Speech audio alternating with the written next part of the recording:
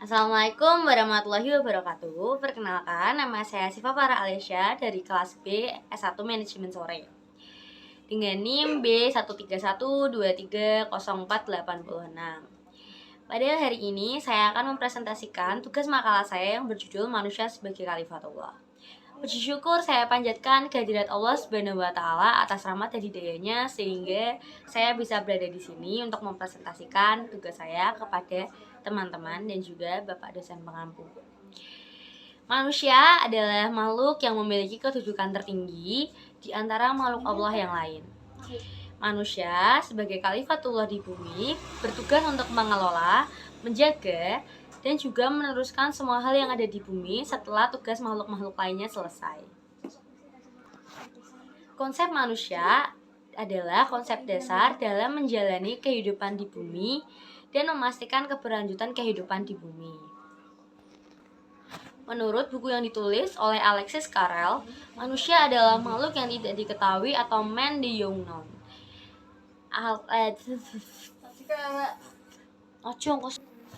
Manusia adalah makhluk yang tidak dikenal atau man the unknown menurut buku yang ditulis oleh Alexis Carrel. Tidak ada yang mengetahui konsep dari gen manusia, mengapa anak, cucu, ataupun orang tua dapat memiliki fisik ataupun sifat yang sama.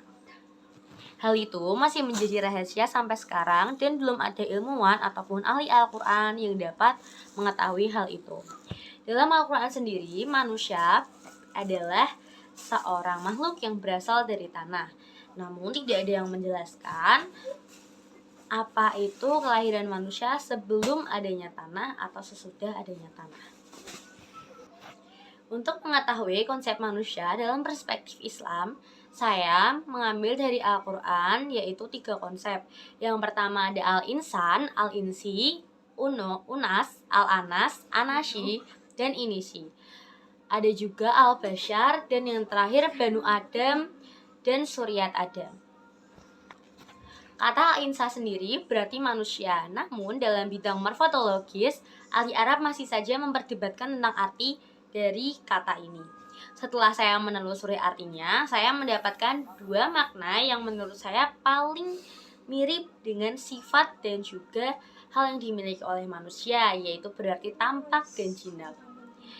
Tampak yang berada di sini maksudnya adalah manusia tidak seperti makhluk halus lain seperti jin ataupun malaikat Allah. Dan jinak berarti manusia memiliki keramahan, pengetahuan, atau konsep kejiwaan yang berbeda dengan makhluk lain. Manusia juga disebut makhluk berbudaya dan makhluk sosial. Makhluk berbudaya di sini artinya manusia memiliki perasaan dan kemampuan untuk berpikir serta memiliki banyak sarana pengetahuan walaupun mereka dilahirkan dalam keadaan tidak tahu apa-apa, seperti yang disebutkan di Quran Surat An-Nahl ayat 78 yang berbunyi Bismillahirrahmanirrahim. Wallahu akhrajakum min butuni ummahatikum lata'lamuna syai'a wa ja'ala lakumus sama wal absara walaf iddata la'allakum tasyukurun, yang berarti Allah mengeluarkan kamu dari perut ibumu dalam keadaan tidak mengetahui sesuatu pun, dan Dia menjadikan bagi kamu pendengaran, penglihatan, dan hati nurani agar kamu bersyukur. Sedangkan konsep manusia sebagai makhluk sosial ada di dalam Quran Surat Al-Hujurat ayat 13 yang berbunyi Ya ayyuhan nasu inna khalaqnakum min zakari wa unsa wa ja'alnakum syu'uba wa qabaila lita'arafu inna akramakum indallahi atqakum innallaha alimun khabir, yang berarti wahai manusia, sesungguhnya kami telah menciptakan kamu dari seorang laki-laki dan perempuan. Kemudian kami menjadikan kamu berbangsa-bangsa dan bersuku-suku agar kamu saling mengenal. Sesungguhnya yang paling mulia di antara kamu di sisi Allah adalah orang yang paling bertakwa. Sesungguhnya Allah Maha mengetahui lagi Maha teliti. Maaf videonya di pause karena tadi ada adik saya berdiri di sana. Yang kedua ada kata al-bashar.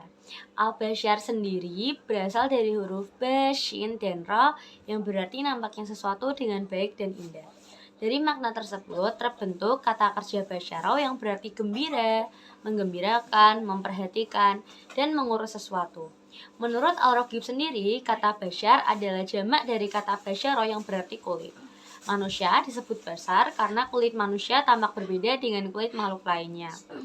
Kata ini dalam Al-Quran merujuk kepada tubuh dan bentuk lahirnya manusia. Lalu yang ketiga atau terakhir ada Bani Adam dan Zuriat Adam. Istilah Banu Adam dan Zuriat Adam merujuk kepada pengertian manusia karena adanya kaitan dengan nama Adam yang memberi kesan historis dalam konsep manusia, bahwa manusia berasal dari satu sumber dan satu daerah, walaupun mereka tersebar dalam berbagai warna, kulit, ras, dan bangsa. Yang kedua, saya akan menjelaskan tentang manusia sebagai khalifah. Kata khalifah pada mulanya berarti yang menggantikan atau yang datang sesudah siapa yang datang sebelumnya. Al-Quran menggunakan banyak sekali bentuk untuk kata tersebut, yaitu salah satunya ada khulafa dan khalaif yang terambil dari kata khalf yang pada mulanya berarti belakang. Sering diartikan pula dengan kata pengganti-pengganti. Kata khalifah muncul di dalam surat Al-Baqarah ayat 30 yang berbunyi Bismillahirrahmanirrahim. Wa idz qala rabbuka lil malaikati inni ja'ilun fil ardil khalifah. Qalu ataj'alu fiha may yufsidu fiha wa yasfiku dimma wa nahnu nusabbihu bihamdika wa nuqaddisu lak. Qala inni a'lamu ma la ta'lamun. Yang berarti, ingatlah ketika Tuhanmu berfirman kepada para malaikat, aku hendak menjadikan khalifah di bumi. Mereka berkata, apakah engkau hendak menjadikan orang yang merusak dan menumpahkan darah di sana, sedangkan kami bertasbih memujimu dan menyucikan namamu? Dia berfirman, sesungguhnya aku mengetahui apa yang tidak kamu ketahui. Walaupun kata khalifah di sini berarti pengganti, namun bukan berarti manusia adalah pengganti untuk Allah, karena Allah tidak memiliki pengganti manapun yang dapat setara dengannya. Lalu yang ketiga ada syarat-syarat menjadi khalifah. Syarat menjadi khalifah sendiri atau pemimpin tentunya tidak mudah, karena menjadi pemimpin berarti kita harus bisa menggandeng manusia lain agar menjadi manusia yang lebih baik. Syarat-syaratnya sendiri menurut Quran surat Sad ayat 26, seorang khalifah harus mengetahui hukum-hukum tersebut dan mempunyai kekuatan untuk melakukannya. Karena seperti yang tertera di dalam hadis Nabi yang artinya dari Abu Sa'id Al-Khudri RA, ia berkata, aku mendengar Rasulullah SAW bersabda, barang siapa di antara kalian melihat kemungkaran, maka hendaklah ia merubahnya dengan tangannya. Jika tidak mampu, maka dengan lisannya. Dan jika tidak mampu, maka dengan hatinya yang sedemikian itu selama-lamanya iman. Haji riwayat Muslim Al-Fahim tahun 2007. Berkenaan dengan hal tersebut, Allah pun menciptakan manusia berbeda-beda satu dengan yang lainnya. Hal itu tentu saja bukan semata-mata kebetulan, tetapi pasti ada maknanya. Seperti dalam penafsiran Hamka, dalam menafsirkan surat Al-An'am ayat 165 mengatakan bahwa tugas menjadi khalifah ialah meramaikan bumi, memberdayakan akal untuk mencipta, berusaha mencari dan menambah ilmu, dan membangun berkemajuan dan berkebudayaan, mengatur siasat negeri dan bangsa, dan juga benua. Maka dalam menjalankan tugasnya sebagai khalifah, kedudukan manusia tidaklah sama, sebab sebagian dilebihkan dari yang lain, yang tentu saja menjadi syarat bagi seorang khalifah untuk mampu melaksanakan hal tersebut adalah mampu bekerja sama dengan orang lain. Lalu yang terakhir ada tugas manusia sebagai khalifah. Manusia dijadikan khalifah di muka bumi ini antara lain untuk memakmurkan bumi, Pernyataan ini banyak sekali kita temui dalam penafsiran-penafsiran mufasir dalam ayat yang peneliti bahas, seperti penafsiran Quraisy Shihab mengenai surat Al-A'raf ayat 69, yaitu menjadikan kamu khalifah-khalifah, yakni pengganti-pengganti yang berkuasa yang bertugas memakmurkan bumi. Sedangkan menurut Asy'ari, tugas kekhalifahan yang diemban karena manusia dipandang mempunyai kemampuan konseptual dengan watak keharusan eksperimen berkesinambungan sampai menunjukkan kemakmuran dan kesejahteraan hidup di muka bumi. Lalu, peran dan tugas khalifah lainnya adalah untuk menjalankan dan memutuskan hukum dengan adil berdasarkan ketentuan Allah. Hal ini tergambarkan dalam Quran surat Shad ayat 26 yang berbunyi, Bismillahirrahmanirrahim.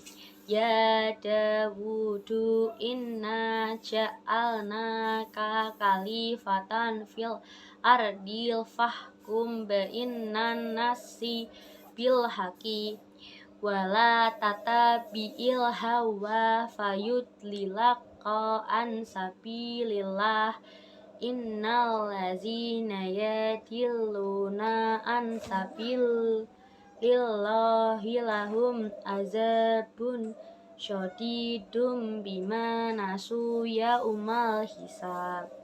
Yang berarti Allah berfirman, "Wahai Daud, sesungguhnya kami menjadikanmu khalifah, penguasa di bumi.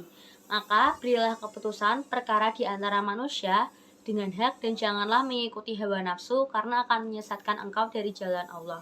Sesungguhnya orang-orang yang sesat dari jalan Allah akan mendapatkan azab yang berat karena mereka melupakan hari perhitungan." Itu adalah presentasi yang dapat saya sampaikan dari makalah saya. Untuk kesimpulannya sendiri, manusia sebagai khalifah dan tugas-tugasnya merupakan konsep yang memiliki akar dalam ajaran agama Islam dan filosofi yang berbagai. Dalam banyak tradisi agama, manusia dianggap sebagai wakil Allah Subhanahu wa Ta'ala di muka bumi, diberi tanggung jawab untuk mengelola dan merawat alam serta makhluk hidup di dalamnya. Sekian dari presentasi saya pada hari ini. Maaf bila ada banyak kesalahan dan juga banyak kata-kata yang mungkin menurut teman-teman semua tidak sesuai dengan kaidah, dan juga maaf bila saya banyak melihat layar dalam membaca ayat Al-Quran. Semoga presentasi saya dan makalah saya dapat membantu teman-teman semua untuk belajar konsep manusia sebagai khalifatullah. Saya Syifa Farah Alesya pamit undur diri.